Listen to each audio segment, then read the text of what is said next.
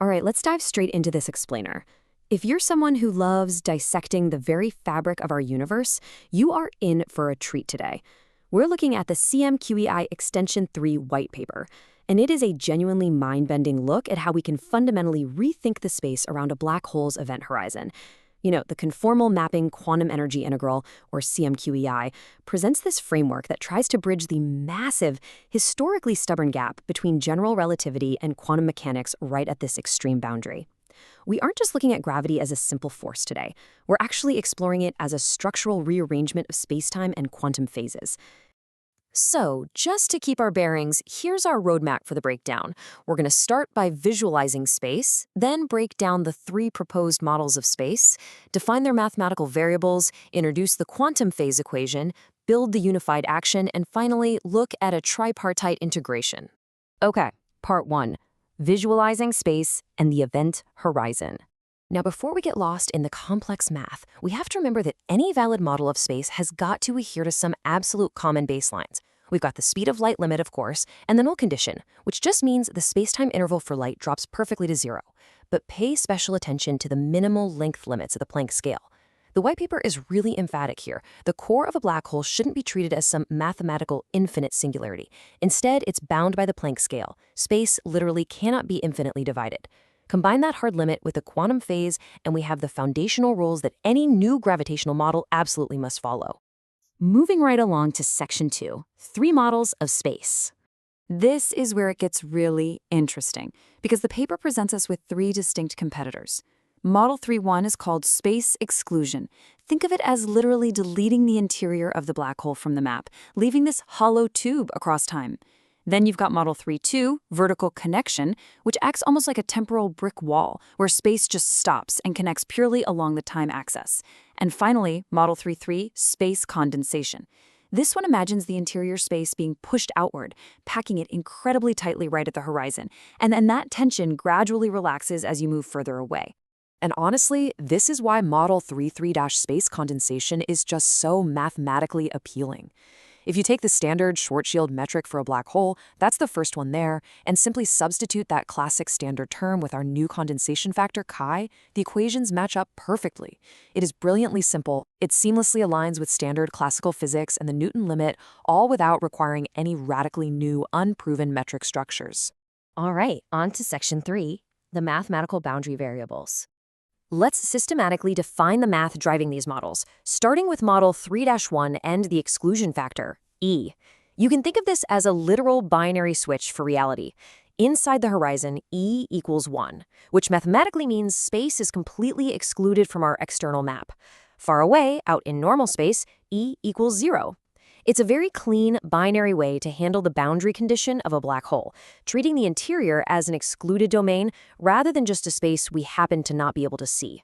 Next up, from Model 3-2, we have the vertical connection, or V perpendicular. This handles a beautifully extreme qualitative shift. When you hit that boundary, you can no longer move radially toward the center. Moving forward literally stops. Instead, the grid of spacetime essentially locks vertical into a purely causal connection along the time axis. It's a fascinating way to resolve the breakdown of normal spacetime coordinates. And jumping back to Model 3-3, we define the condensation factor, chi. This scalar field is basically telling us exactly how packed spacetime is getting. Right at the event horizon, chi hits 1, which means maximum condensation. As you move far away, it fades out to 0. And what's amazing here is that taking just half the energy of this factor instantly gives us Newton's classic law of gravitation. It maps perfectly to what we already know. That brings us to Section 4, the quantum phase equation. So we've got our macro-scale geometry down, but we definitely can't ignore the quantum side of things. This quantum phase equation, delta phi equals mass times the speed of light squared over the reduced Planck constant, well, it isn't just some background calculation. This equation actively interacts with our boundary conditions. The major insight from the paper is that the phase of a quantum field doesn't just flow through an empty void. It actually shifts and changes depending on the exclusion factor E, the vertical connection V, and that space condensation chi. Let's put it all together in Section 5, the unified action framework. Honestly, this total action formula is the absolute star of the show for this explainer.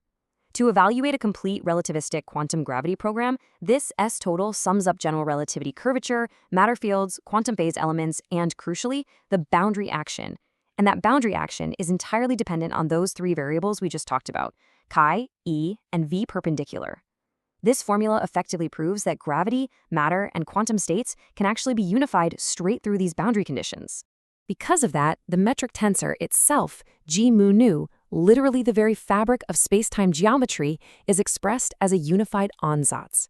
It relies directly on chi, E, and V perpendicular, all acting in concert. So instead of gravity just being this invisible pulling force in the background, it becomes a literal metric consequence of exactly how space excludes, connects, and condenses at these quantum-limited boundaries. Finally, Section 6, Evaluation and a Tripartite Integration. So the authors actually ran a cold evaluation scoring system across multiple criteria, things like mathematical closure and how well it maps to the Newton limit, just to see how these models stack up. Model 3.1 scored 75, 3.2 scored 73, and space condensation won out with a 79.